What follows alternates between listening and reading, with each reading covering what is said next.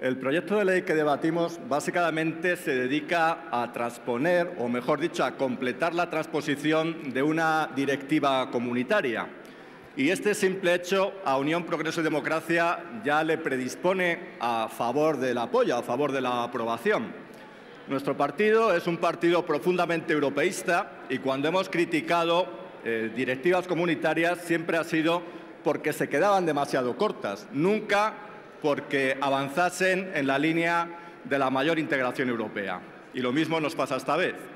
Todo paso a favor de la integración europea nos parece favorable, nos parece que debe encontrar en nosotros una disposición favorable.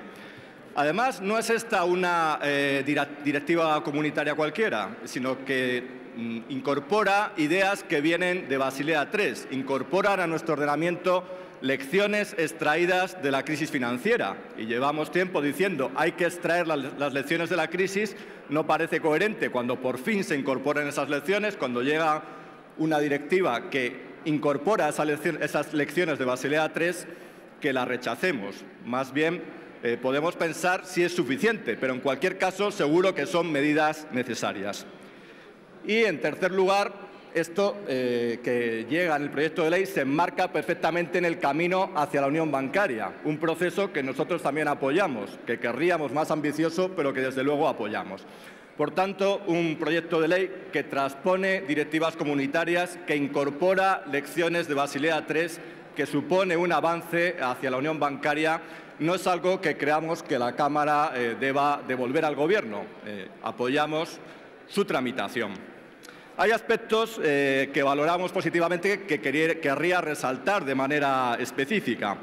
Se incorporan mejoras en el gobierno corporativo y se tienen en cuenta límites a la remuneración variable. Hasta ahora había sistemas de incentivos perversos en la remuneración que aquí se tienen en cuenta. ¿Se podría hacer de manera más ambiciosa? Tal vez, pero se incorporan límites a la remuneración variable en las entidades financieras y también una mayor transparencia que permitirá saber cuáles son las remuneraciones de los consejeros individuales.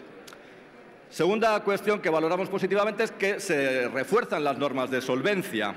Hay nuevos requisitos de capital que incorporan elementos como el riesgo sistémico o la necesidad de que se diseñen de forma anticíclica, evitando los comportamientos procíclicos. Estas son lecciones también importantes de la crisis financiera, tener en cuenta los riesgos sistémicos, evitar los comportamientos procíclicos en las entidades. En tercer lugar, se actualizan y mejoran los procedimientos de supervisión bancaria. Se dan nuevas competencias al Banco de España, se modernizan sus competencias, se refunde la normativa sobre ordenación y disciplina bancaria, que estaba dispersa e inconexa por las numerosas modificaciones que ha ido sufriendo, y se actualiza el régimen sancionador, incluyendo la cuantía de las penalizaciones que había quedado desfasados.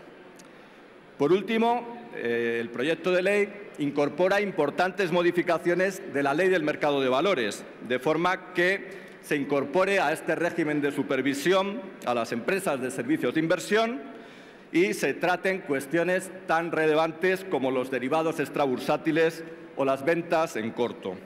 Nos parecen, sinceramente, avances muy significativos en todos los aspectos que he comentado y que no podemos desdeñar de ninguna manera.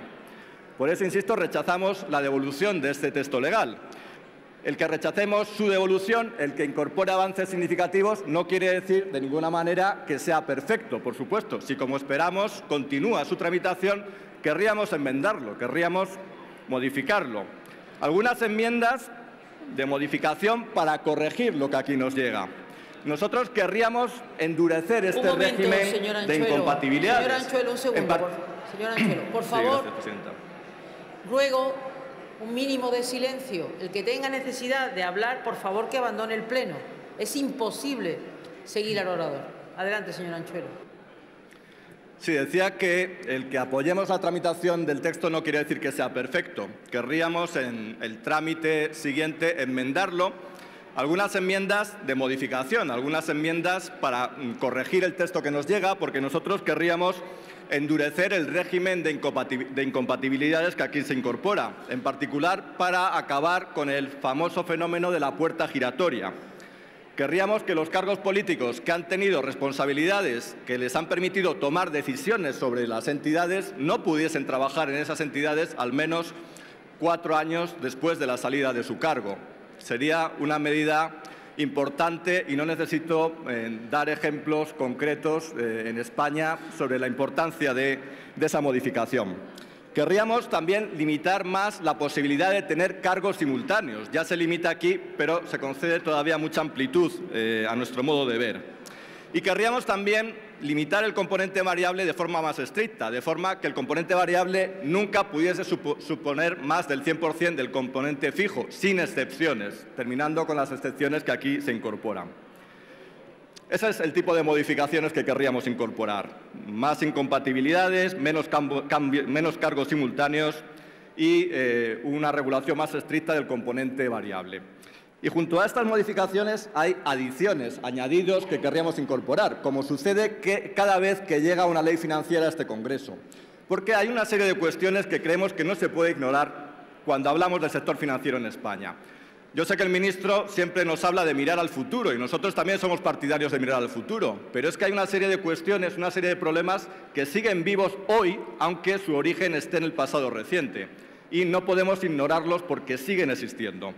Me refiero, como ya se imaginan, porque insistimos en estas cuestiones, a asuntos como la exigencia de responsabilidades a los causantes del hundimiento de las cajas politizadas, una cuestión pendiente. Estas personas siguen disfrutando de sus mal ganadas indemnizaciones.